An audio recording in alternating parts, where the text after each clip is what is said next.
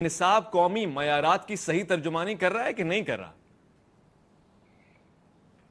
اس کو آپ اس زاویے سے دیکھیں کہ جب تک آپ تعلیم کا مقصد طے نہیں کرتے تو آپ یہ کہہ نہیں سکتے کہ اس نصاب سے وہ مقصد پورا ہوگا کہ نہیں۔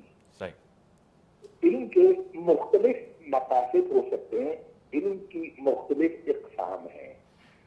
ایک طرف دنیاوی علوم ہے، دوسری طرف دینی علوم ہے، اور ان میں واضح فرق ہے۔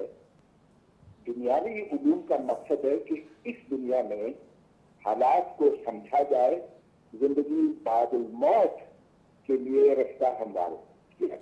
صحیح۔ اب یہاں جو ہم کوشش کر رہے ہیں پاکستان میں کہ ان دونوں کو جوڑیں، یہ میرے خیال میں ممکن نہیں ہے، کیونکہ ان کے جو بالکل دو علیحدہ مقاصد ہیں، ان کو آپ کبھی جوڑ نہیں سکتے۔ اچھا۔ اور یہ آپ پوری دنیا میں دیکھ سکتے کہ جہاں جہاں سائنسی ترقی ہوئی ہے اور بہت تیزی سے ہو رہی ہے، وہاں دینی علوم کا اس میں کوئی کردار نہیں ہے۔ اب آپ دیکھ لیجیے کہ امریکہ میں، یورپ میں جو دین سے بہت دور ہٹے ہوئے ہیں، وہاں سب سے زیادہ ترقی ہے۔ چین کو بھی لے لیجیے، تو اگر اس سے جانا ہے تو پھر دنیاوی علوم کی طرف، خصوصاً سائنس کی طرف آپ کو توجہ دینی ہوگی۔ صحیح۔ آپ دیکھ لیجئے کہ نہ عربی میں اور نہ اردو میں سائنس کے لیے کوئی لفظ ہے۔ جی۔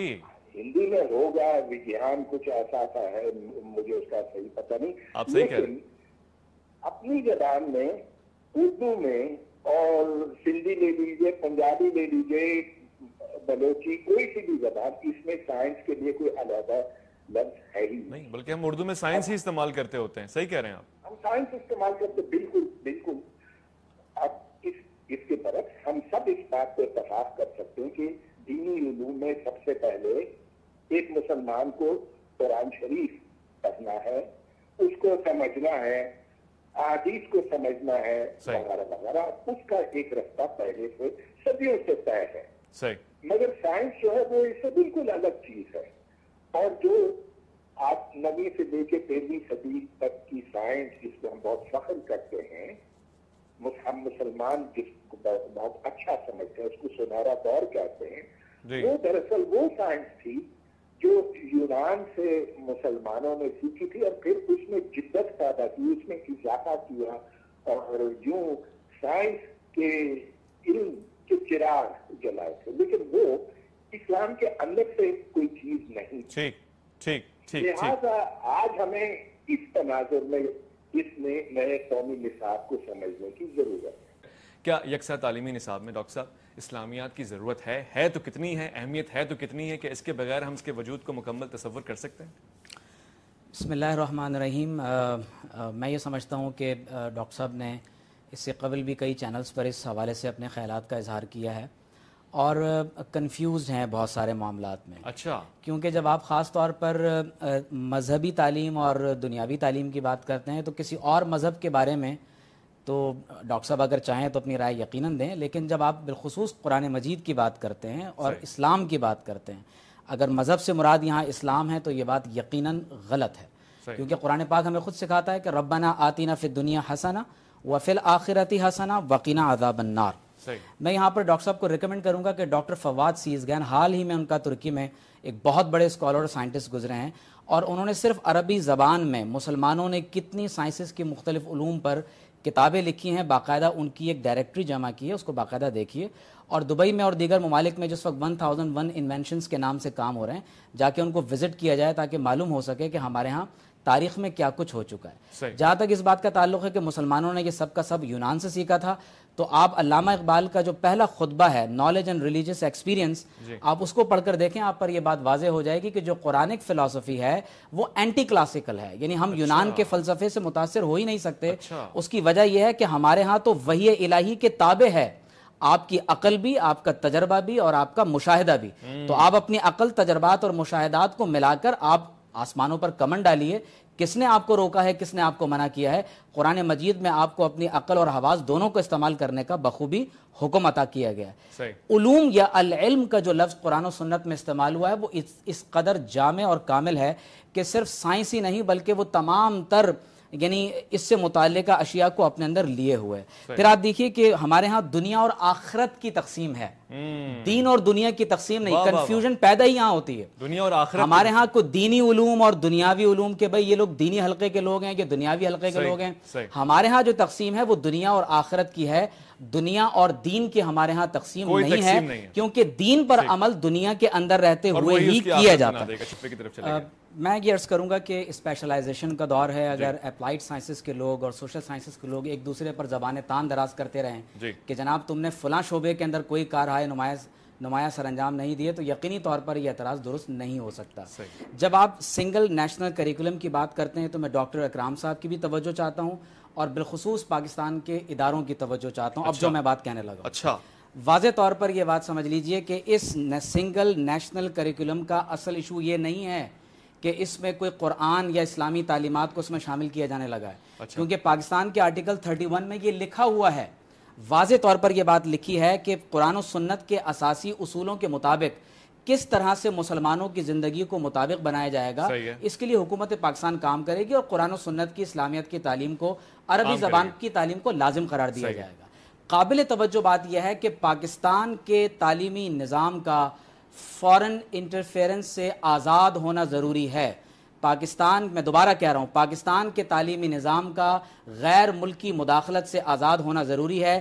اس کریکولم کے اندر لائف اسکلز بیسڈ ایجوکیشن کے نام سے سیکس ایجوکیشن کو نصاب کا حصہ بنایا جا رہا ہے. لائف اسکلز بیسڈ ایجوکیشن بنیادی طور پر جنسی تعلیم ہے, جس کا اردو میں ترجمہ زندگی گزارنے کی مہارتوں پر مبنی تعلیم سے متعلق کیا جا رہا ہے. اور جب آپ اس سے متعلقہ نصاب جو اس وقت یونائٹڈ نیشنز نے, یونیسکو نے یا اس سے متعلقہ مختلف NGOز نے جو مرتب کیے ہیں, میں وہ متن, وہ ٹیکسٹ یہاں پڑھ کر نہیں سنا سکتا میں آپ کو.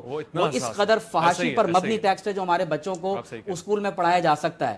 تو پہلی بات تو یہ ہے کہ ایک قوم ہو, ایک نصاب ہو, سر تسلیم خم ہے, بہت قابل توجہ بات ہے, ہمیں اس کو اختیار کرنا چاہیے. لیکن ہمیں لائف اسکلز بیسڈ ایجوکیشن کے نام پر جو جنس پرستی کی تعلیم پاکستان کے نصاب میں شامل کی جانے والی ہے, اس کو روکا جائے. نمبر 2, جو اس کے اندر باقاعدہ SDGs کا بار بار ذکر کیا گیا ہے, آپ جگہ جگہ پڑھ کے دیکھیے کہ یعنی انٹرنیشنل کمٹمنٹس لائک SDGs کی بات کی جا رہی ہے. تو آپ جب SDGs کی بات کرتے ہیں, یعنی سسٹینیبل ڈیولپمنٹ گولز, جو 17 گولز جو یونائٹڈ نیشنز کی طرف سے 2030 تک کے لیے بعض مخصوص ریجنز کے لیے مکمل کرنے کی ڈیڈ لائن آپ کو دی گئی, اس سے پہلے میلینیم کے جو گولز تھے وہ مکمل 2015 میں کیے گئے. تو اگر میں بالاختصار یہ بات کہوں, بہت اچھی بات ہے, پاکستان میں یکساں نظام تعلیم ہونا چاہیے, تفریق ختم ہونی چاہیے, ضرور ہونی چاہیے, لیکن پاکستان کا نظام تعلیم آزاد ہو, غیر ملکی مداخلت نہ ہو. اور تیسری اہم بات یہ کہ ہمارے بچوں کو جنس پرستی کی تعلیم دینے کی اجازت ہم نہیں دیں. ٹھیک ہو گیا, جنس پرستی 1000 سال سے کوئی ایسی خاطر خواہ یا دریا کے بارے میں کچھ بیان ہی نہیں کر سکتے. ڈاکٹر صاحب نے منفرد خیال ایجاد کیا ہے. ڈاکٹر صاحب ایک مختصر وقفہ لے رہے ہیں, الف لام میم میں جب لوٹ کر آئیں گے تو بات یہیں سے انشاءاللہ کنٹینیو بھی کریں گے. ڈاکٹر صاحب, ڈاکٹر عمیر محمود صدیقی صاحب کہہ رہے تھے کہ خود ڈاکٹر پرویز بھائی صاحب نے کیا ایجاد کیا یہ بھی ذرا بتاتے چلیں, تو پوچھیں گے واپسی میں. الف لام میم میں آپ کا انتظار رہے گا. اب آپ دیکھ لیجیے کہ پچھلے دنوں ایک پروگرام چل رہا تھا ٹی وی چینل کے اوپر, جس میں ایک مولانا صاحب بہت دعوے سے یہ کہہ رہے تھے کہ قرآن شریف نے یہ فرمایا ہے کہ زمین ساکن ہے, سورج اس کے گرد گھومتا ہے. ان کے اطراف کوئی 12-14 بچے تھے, مدرسے کے بچے تھے, اور انہوں نے اپنی کتابوں میں, نصابی کتب میں یہ پڑھا تھا کہ موسم اس لیے بدلتے ہیں اس لیے کہ زمین سورج کے گرد گھومتی ہے. اب مولانا صاحب نے ان کو ڈانٹا, چپ کرا دیا, کہا کہ نہیں, یہ قرآن شریف کے اندر لکھا ہے, تمہیں یہ ماننا پڑے گا. تو بچے تو چپ ہو گئے. 100% غلط. یہ دیکھیے کہ یہ میری بنائی ہوئی ڈاکٹر حود بھائی صحیح کہہ رہے ہیں, یہ کلپ ہے, لیکن جن صاحب نے یہ بات کی ہے انہوں نے نہ قرآن کو پڑھا ہے نہ سمجھا ہے. قرآن میں ایسی کوئی بات نہیں ہے. اویس بھائی میں اس پہ ایڈ کر دوں, میں نے بھی کسی سائنس کے استاد کو سنا, میں نے بھی ایک سائنس کے استاد کو سنا، وہ کہہ رہے تھے کہ ہم تو پہلے بندر تھے، تو بھائی وہ بندر ہوں گے، ہم تو آدم علیہ السلام کی اولاد ہیں۔ ڈاکٹر صاحب وہ اسلام کی ترجمانی نہیں ہوئی نا، تو وہ اسلام کی ترجمانی نہیں ہے، اور ویڈیو لاکھوں لوگوں نے دیکھی ہے، بات درست ہے۔ اس کا جواب دیجئے کہ کیا وہ غلط ڈاکٹر صاحب غلط مذمت کر رہے ہیں اس کی، اس بیان کی مذمت کر رہے ہیں، اس کی ترجمانی کی مذمت کر رہے ہیں، علماء کرام کر رہے ہیں کہ وہ غلط ہے۔ نہیں وہ قرآن میں ہے ہی نہیں، انہوں نے غلطی کی ہے، انہوں نے غلطی کی، آپ کہیں گے بھئی انہوں نے غلط کہا ہے، بات ختم ہو گئی۔ اچھا میں یہاں پر ایک بات ایڈ کر دوں کہ پروفیسر کیتھ مور ٹورنٹو یونیورسٹی کے پروفیسر گزرے ہیں، کرسچن اسکالر تھے، اور وہ ہیومن ڈیولپمنٹ کے باقاعدہ استاد رہے، اور ان کی کتابیں میڈیکل سائنس میں پڑھائی جاتی ہیں۔ جب انہوں نے قرآن اور ایمبریولوجی کا باقاعدہ مطالعہ کیا تو ان کا 2.25 گھنٹے کا لیکچر ہے، یوٹیوب پر ہے، پرویز ہود بھائی صاحب جائیں اس کا مطالعہ کریں، جو لوگ پروگرام دیکھ رہے ہیں اس کو دیکھیں جا کے۔ وہ خود آخر میں یہ بتاتے ہیں کہ جب میں نے قرآن کا مطالعہ کیا اور ماڈرن ڈے سائنس کا مطالعہ کیا تو میں اس نتیجے پر پہنچا کہ انسان کی تخلیق کے مراحل جو قرآن میں بیان ہوئے ہیں، محمد رسول اللہ صلی اللہ علیہ وسلم پر نازل ہوئے، آج جدید سائنس اس کی تصدیق کرتی ہے۔ یہ اس بات کی دلیل ہے کہ قرآن اللہ کی کتاب ہے اور محمد رسول اللہ صلی اللہ علیہ وسلم اللہ کے رسول ہیں۔ میں صرف یہ کہوں گا کہ اپنی کنفیوژن کو دور کیا جائے، کنفیوژن کو دور کیا جائے، اسپتال جاتے ہیں، جی کنفیوژن کو دور کیا جائے۔ اس پر بحث کر ہی نہیں رہا ہوں، میں صرف یہ کہہ رہا ہوں کہ جب آپ کو کوئی تکلیف ہوتی ہے تو آپ اسپتال جاتے ہیں جہاں ایکس رے ہوتا ہے، جہاں سی ٹی اسکین ہوتا ہے، جہاں اینٹی بایوٹک۔ تو ڈاکٹر صاحب اس کا انکار کس نے کیا ہے کہ آپ ایکس رے نہ کروائیں؟ یہ اسلام کے خلاف تو نہیں ہے، کا کوئی تعلق نہیں ہے۔ ٹھیک ہے، آپ کہہ رہے ہیں کہ جب تکلیف ہو تو ڈاکٹر کے پاس جائیں اور دین کی طلب ہو تو عالم دین کے پاس جائیں، ٹھیک ہے، واضح ہو گیا۔